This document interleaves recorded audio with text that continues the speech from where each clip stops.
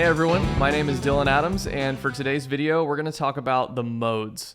So the modes can be a little bit of a scary, kind of mysterious topic for a lot of players, and some people just don't like them. There's experienced players out there who don't like thinking modally, but it's funny to me because those experienced players that I'm referring to who don't like the modes, I can guarantee you they're playing the modes, they just don't like to think of them in that way. It's calling them modes and memorizing the names and stuff, but you're still playing the modes either way. Just saying. Personally, I love the modes. I think in them. I use them all the time. But I think that they're not always taught the best way. And a lot of people have kind of an incomplete understanding of the modes. So for today's video, we're going to break down what I think is the best way to look at the modes. And just a heads up, guys, if you would like a free PDF download of this entire lesson, including diagrams of all the modes and their intervals and fretboard diagrams of how to play them, then you can go to the link in the description of this video and sign up for email updates from me.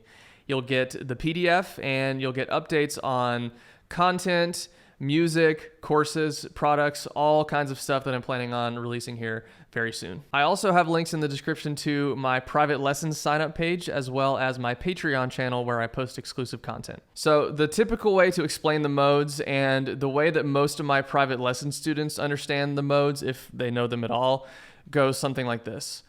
The modes are just the same notes as the major scale, but we're starting and ending on different notes of that scale. I'll put up 2 octaves of the C major scale on the screen right now to show you what I mean.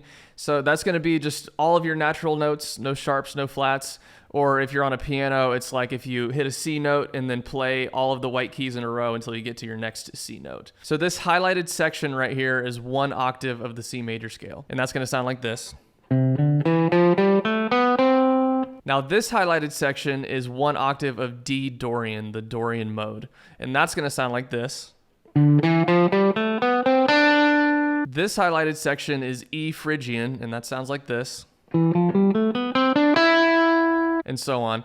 Essentially, with this way of looking at the modes, each mode is thought of as kind of a section of the major scale in a given key and is always tied to that sort of home major scale or key. So like for example, E Phrygian is thought of as connected to or sort of derived from the C major scale. Or E Mixolydian is derived from or connected to the A major scale, and so on. While this is an important concept to grasp in order to have a complete understanding of the modes, I find that on its own, it isn't very useful for applying the modes in real-life playing situations and playing modally. The reason for that is that way of looking at the modes doesn't really give you a good enough sense of the true character, emotion, sound of each mode individually as its own scale. To me, if you play all of the modes in a row in the way that I demonstrated a minute ago, where you're starting with the major scale in a key and then you're just starting and ending on different notes of that scale and moving your way up it, to me it ends up just sounding like you're playing that major scale. For example, this is what it would sound like if you do that just quickly in a row on the guitar.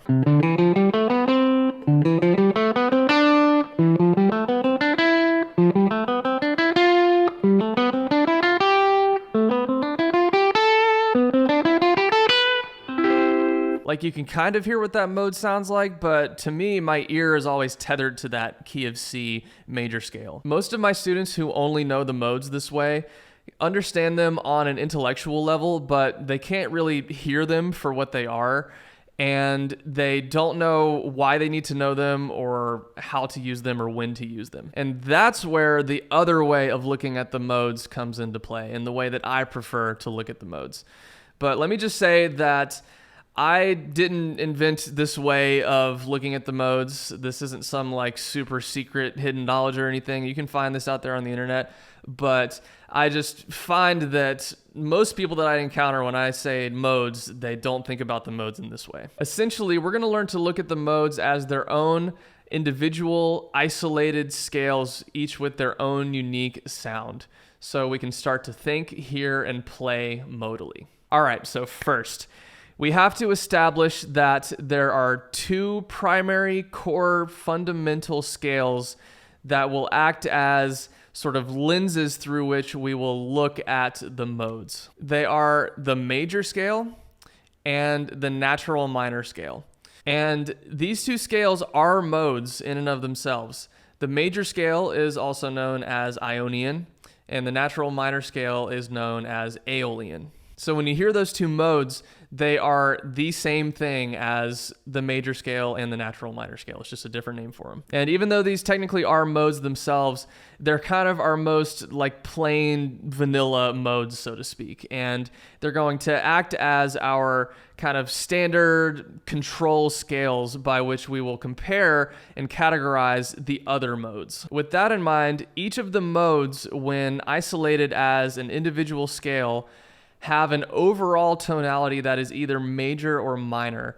And that's determined by the third note in the scale, whether it's a major third or a minor third. First, we'll look at our major tonality modes, and I'm going to put them under the major scale category. So as you can see, we have Lydian and Mixolydian. And you'll notice that I excluded Ionian, and that's because, like I said, it's the same thing as the major scale, and that's kind of the one that we're comparing the other major tonality modes to. This is where you really have to just push aside and ignore that traditional, typical way of explaining the modes, all right? So those two major tonality modes, Lydian and Mixolydian, can be thought of like this. They are each a variation on the major scale where one specific note is altered or different, and the rest of the notes all stay the same. To show you what I mean, I'm going to play the major tonality modes back to back, and we're going to compare their notes/intervals using C as our root note every time. So we're going to start and end on C every time. All right, so first we'll play the C major scale, also known as Ionian, which again is going to be our kind of standard vanilla control scale. And today I'm just gonna play all of our scales and modes in one position off of the low E string, 8th fret. So our C note right here in this sort of first position, I guess you could call it. So here is one octave of the C major scale.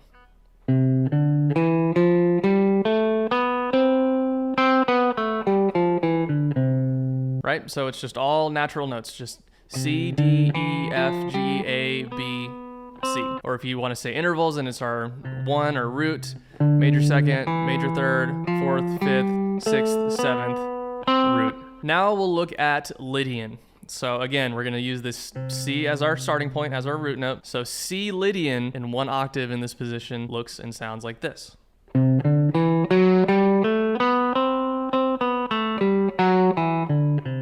And again, what we're listening for is one note in this scale being different from the major scale. Only one. The rest of the notes are going to be all the same. So you guys could probably tell what the different note was because I was putting a little bit more emphasis on it. It's going to be this F sharp right here.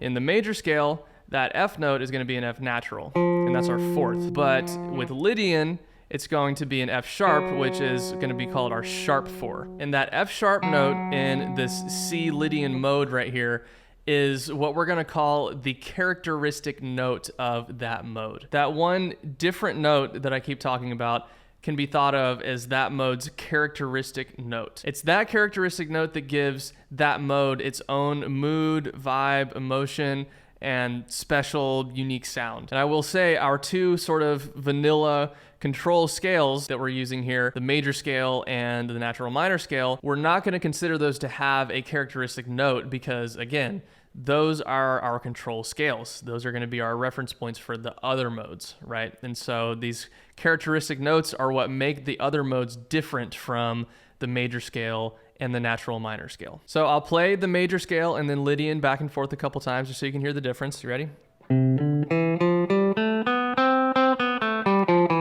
Major scale, and then now this is Lydian. So here's the major scale.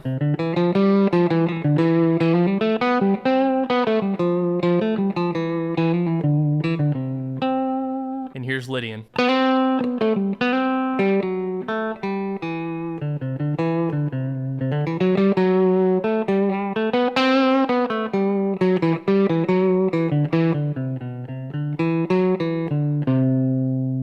So you can hear that Lydian has a kind of almost like brighter character to it. It just has its own kind of thing going on. It's a little bit different from your normal major scale. That sharp 4 right there, that F sharp really just gives it a different little kind of zing to it,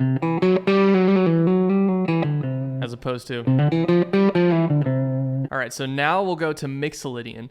So I'm going to do the same thing where I'm just going to play it, and you guys try and listen for that different note, and then we'll talk about it after. You ready? So C Mixolydian.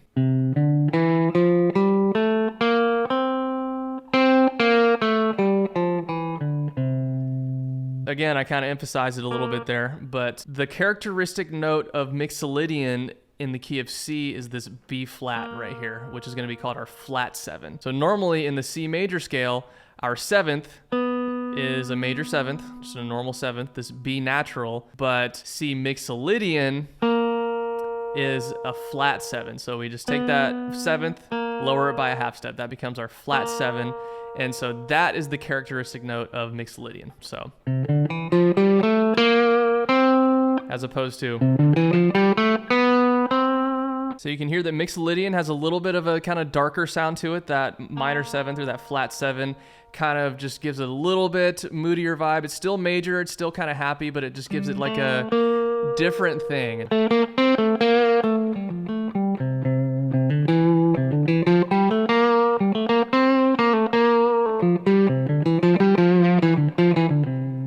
As opposed to the major scale.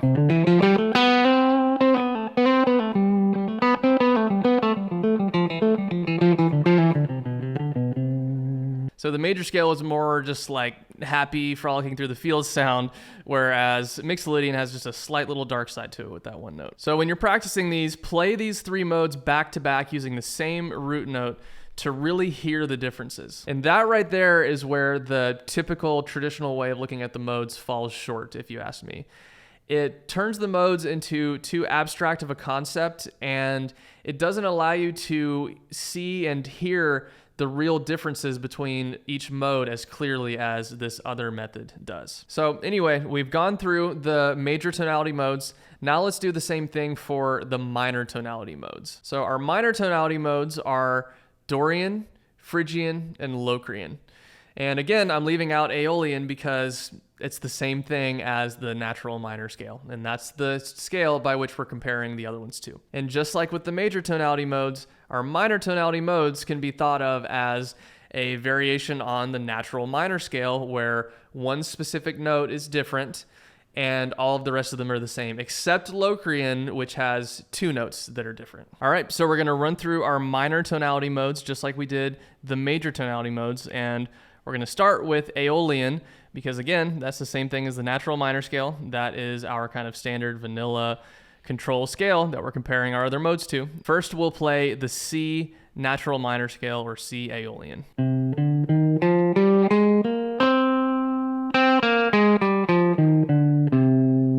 Right, so that's just your normal minor scale. Kind of the definition of just sad, dreary, kind of rainy sound, right? And the notes of that scale are going to be C, D, E flat, F, G, A flat, B flat, then back to C. And our intervals for that are going to be 1 or root, 2, flat 3, 4, 5, flat 6, flat 7, back to 1. Again, those intervals right there, those are going to be our reference points for comparing the other minor tonality modes. All right, so now we're going to do C Dorian.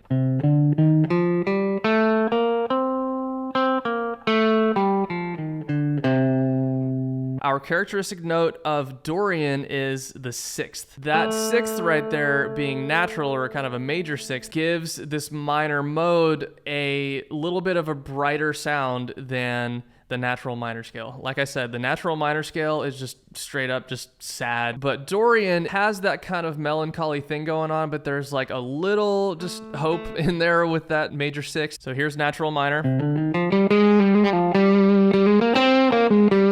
And here's Dorian.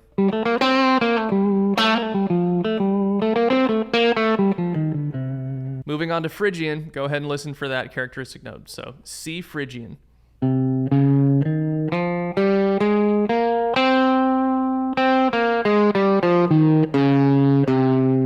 So I feel like that one's kind of obvious. It's going to be your second note. So with Phrygian, we're going to play a D flat. So our second is lowered by a half step. So that has a really kind of dark, spooky, mysterious kind of sound. That flat 2 gives it almost like a little bit of an Eastern kind of vibe, like. So we'll compare that to our natural minor scale. And then Phrygian.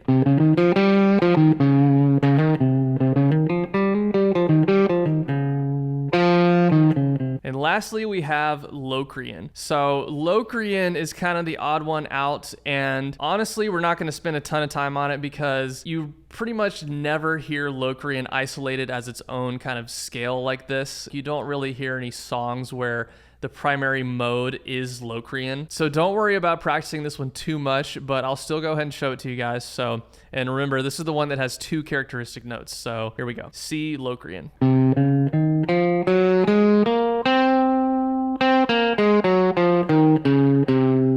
So our 2 characteristic notes of Locrian are, again, our flat 2, just like with Phrygian, but also our 5 is now flat as well. Locrian has this just like really weird, bizarre, like just ultra spooky, just like, yeah, it's just got a really, really weird, almost unpleasant sound to it.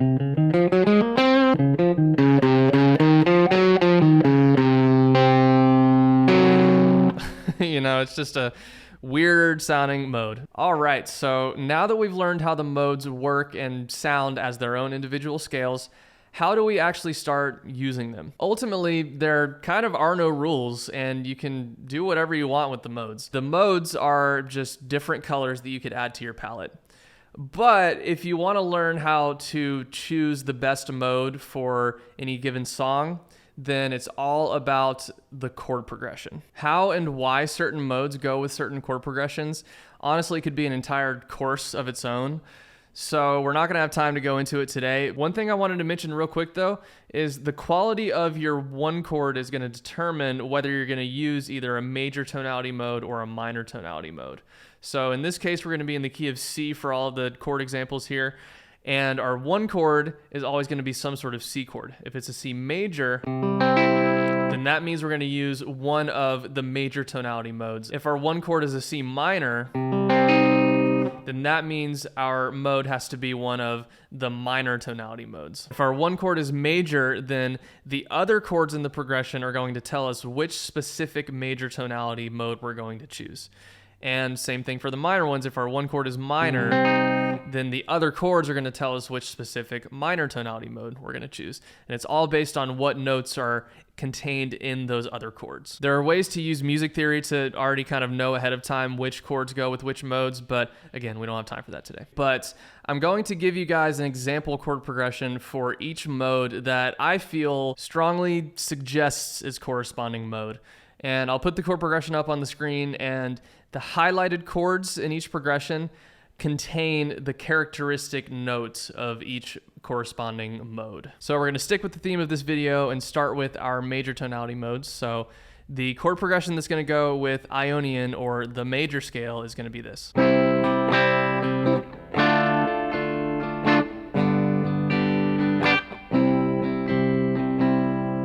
All right, so here's our Lydian chord progression.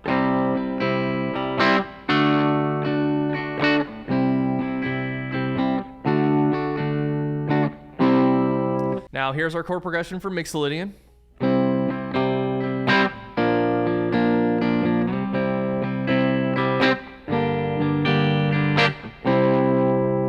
Now for our minor tonality modes, so for Aeolian or just the natural minor scale, our chords are going to go like this.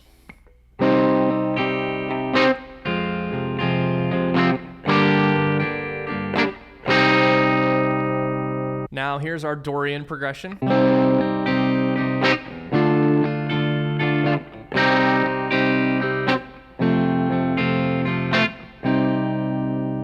And then for Phrygian, we're going to do this.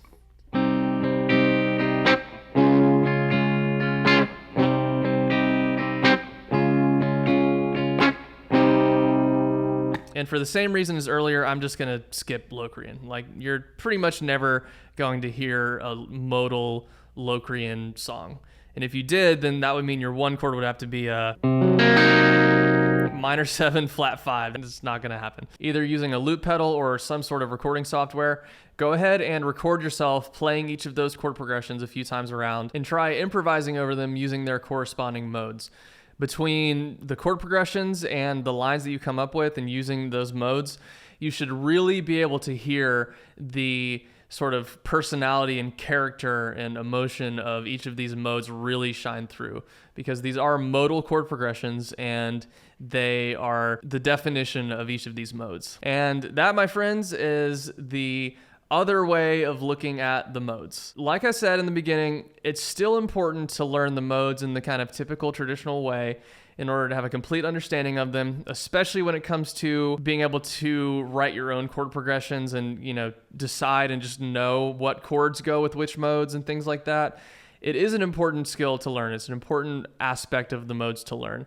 But I just overall prefer to think of the modes in this way. They are their own scales that can be defined by their intervals and can be heard in their own kind of specific, special, unique sound, character, and emotion that they convey. Thank you guys so much for watching. If you could please like, comment, subscribe, and hit the bell notification icon to get notified whenever I post new videos. That will help out my channel a lot. Also, don't forget to sign up for email updates from me at the link in the description of this video to get the PDF of this lesson. You can also sign up for private lessons with me and sign up for my Patreon channel at the links in the description of this video. Until next time, take it easy.